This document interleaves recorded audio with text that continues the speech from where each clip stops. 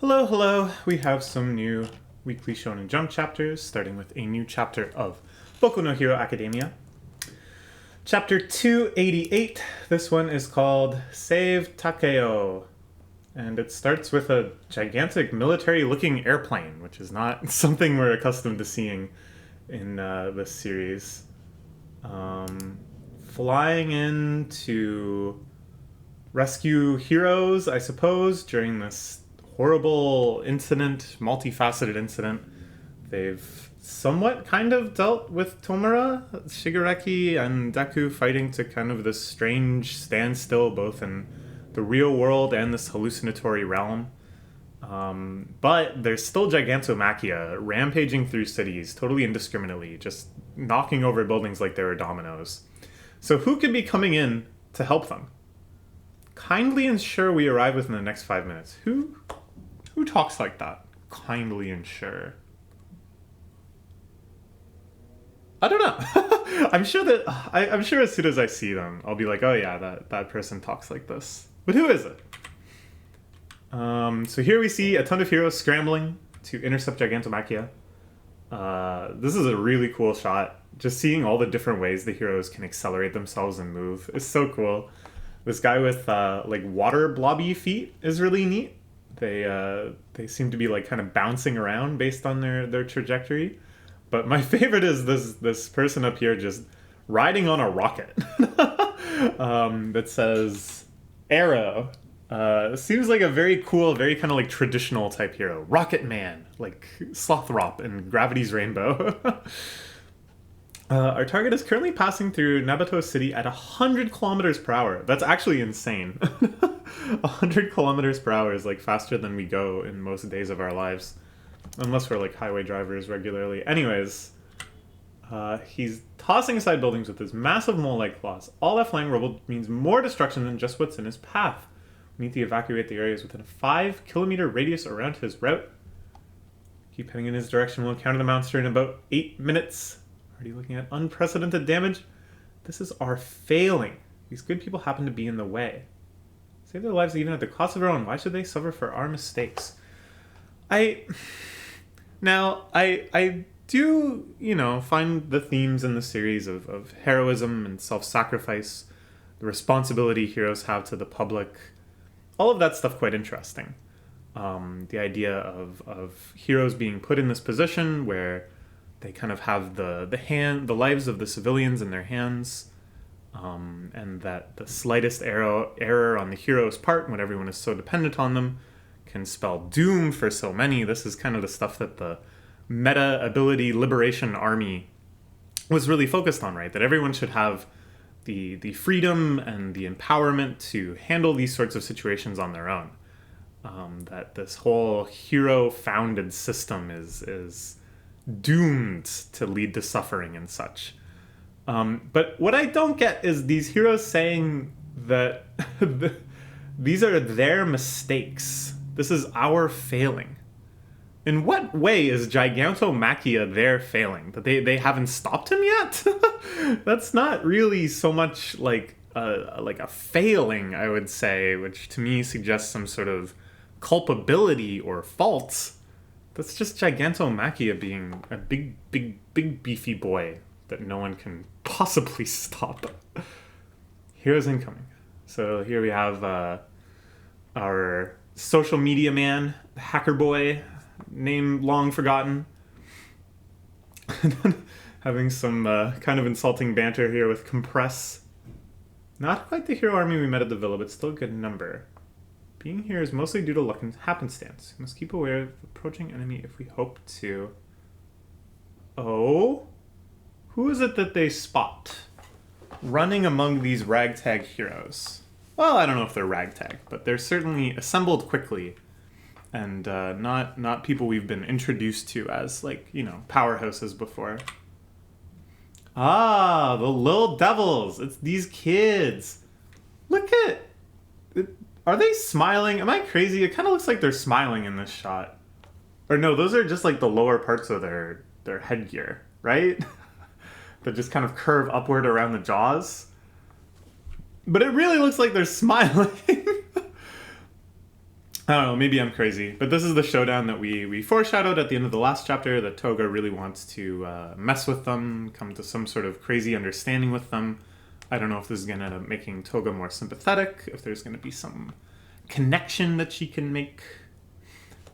Okay, so she gets equipped with her blood-stealing gear so she can transform and stuff. Feeling all confused and gloomy just makes me feel sick. Have to go ask them. I have to. Daffy does not care. Who cares? She can go do what she wants. That is his whole vision of the villainous society. Why would we stop her? What would that mean for us to stop her? Toga, I know we're just a gang of strays who happen to find each other, but you're not the only one feeling messed up over twice. The League was the only place he felt he could belong. The boss probably wants us to stick together. Know that doing as we please is the villain way, but you'd better come back to us. Look at Toga's smile. This is good. This humanization of the villains has been a very consistent theme through Boku no Hero Academia. There are those that just seem truly evil, truly sadistic, truly evilly ambitious, like All for One. But most of them have some tragic backstory, something where it's not even just that they have a tragic backstory and then they go, oh, I want to become evil. I hate everyone now. But just that they get really messed up and really isolated and they just need to cling to something. And it becomes quite sympathetic. And I think it sets up these ideas that maybe they can find some understanding. Maybe they can be redeemed. Like, look at this. This is a moment straight out of a shonen. I mean, this is a shonen series, but this is straight out of the protagonist's mouths, saying, you know, we're a ragtag bunch. It was coincidence that we became friends, but come back to us nevertheless. You know, that sort of inspirational speech. You'd see the main character saying it, not random lizard man villain guy. All right. Okay. Iruka is checking out the situation by floating up. Cool shot of her kind of freaking out. Amazing shot of Gigantomachia. Again, just showing the kaiju-esque scale of it. Just a totally different route of engagement than any other foe they've had. It's very exciting. Run away perpendicular from his path. Makes sense. Citizens inside these buildings split up and rescue him. They're just running all over the place. Look at these guys. This window shot is so great. It's funny that even in these like very crisis type situations, there's still like a lot of humor in just these like crowd shots and some of the background hero designs and stuff. There's a levity to it. Look at their faces. Okay, chunk of concrete coming in.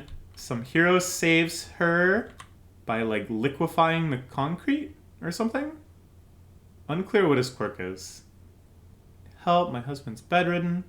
Too heavy for me to carry. Good thing we have our anti-gravity girl here.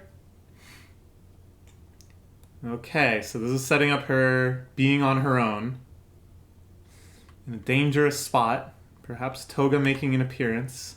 Gotta save every life we can. Oh, I understand now. This old lady is Toga. This old lady is Toga, isn't it? Yeah, this old lady is Toga. Look at how fast she can run. I should have called it even one page sooner. But because the people in the apartment that Froppy here was rescuing had a goofy facial expression, and then this lady had a goofy facial expression, I was like, okay, it's just a little kind of like goofiness here. But this old lady... Yeah. That's Toga.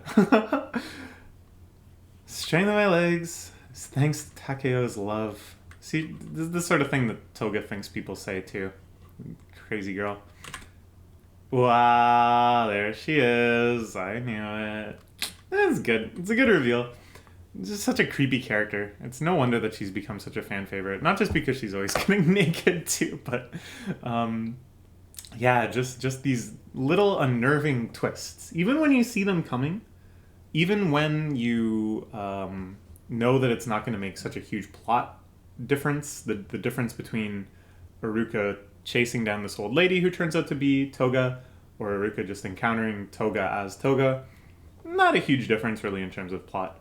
But just empathizing with the characters, that constant sense of dis-ease and mistrust that comes from having a character with this sort of quirk, that's nice. That's nice. That's just another nice emotional dynamicism. Oh, this is a 2-pager.